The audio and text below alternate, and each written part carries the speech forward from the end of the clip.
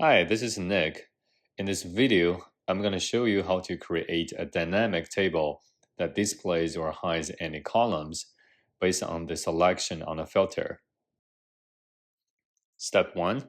Go to Modeling, New Parameter, and then Fields.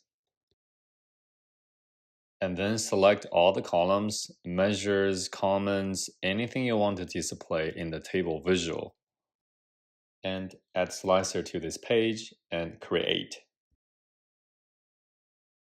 And the next step is to select the filter we just created. Go to Format Your Visual, Slicer Settings, Selection, and then make sure you turn on both features for multi-select and select all.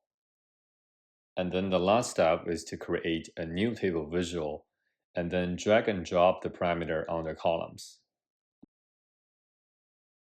And now you can see that the table visual will only display the columns that we selected from the filter.